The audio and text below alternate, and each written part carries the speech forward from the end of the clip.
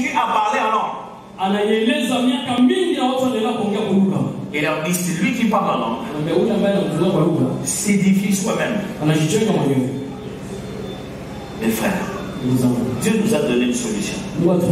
Il sait qu'il y a des moments où tu penses à des problèmes, tu n'arrives pas à parler, tu ne sais pas comment expliquer, tu ne sais pas par où commencer. Il t'a donné une option. Si la langue des hommes ne marche pas, parle une langue de ta nature. Tu ne sais pas ce que tu dis, mais ton esprit s'enflamme. Et toi, tu décides que c'est une option. Tu peux ou ne pas prendre ça. Est-ce que tu es obligé?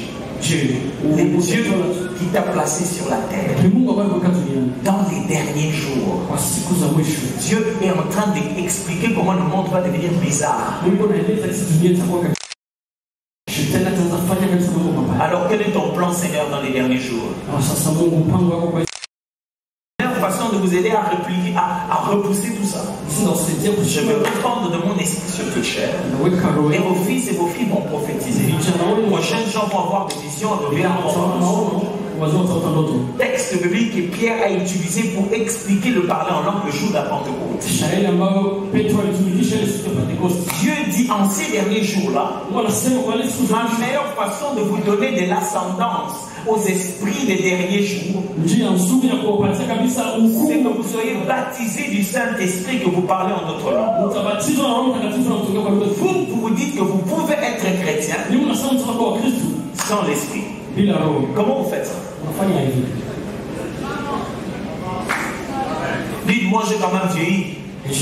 Vous savez quel était l'âge de Jean-Baptiste quand il a reçu la vision de l'Apocalypse? Il était si vieux que ses yeux n'arrivaient plus à voir. Ça c'est une histoire de jeunes. Vous savez quel âge avait Abraham lorsque Dieu l'appelait prophète? Vous savez à quel âge Moïse a été appelé à rentrer pour faire les miracles en Égypte? Pourquoi vous êtes devenu plus vieux que Dieu? Pendant que Dieu peut vous donner son esprit qui vous rajeunira.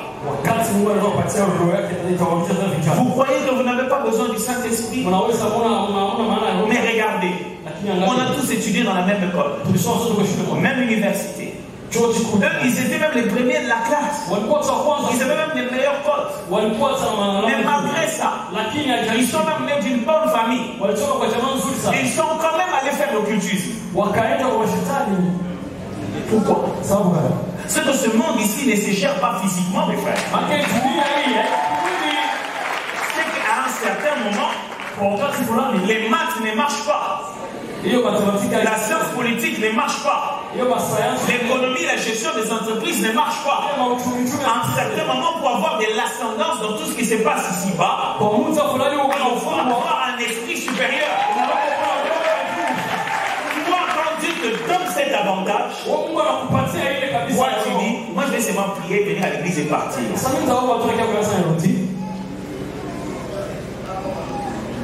Oh, si c'était qu'une question d'être sage et intelligent.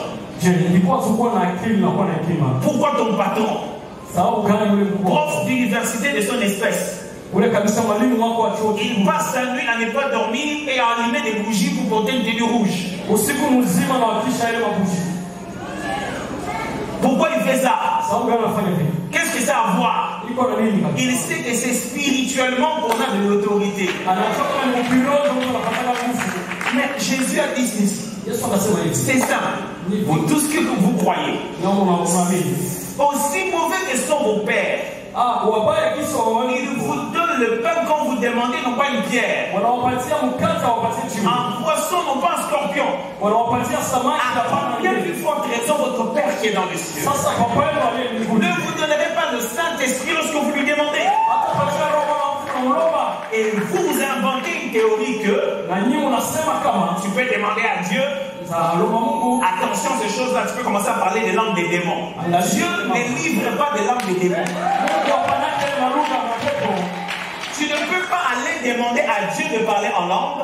Et quelque part, il y a un problème d'émission, de prendre les réseaux.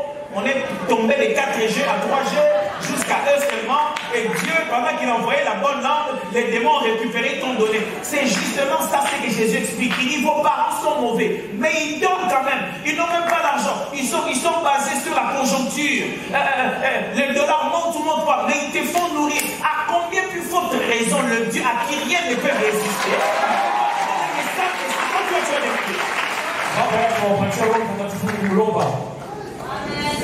oh attention, il peut vous mettre à parler des langues des démons. C'est où Jésus a promis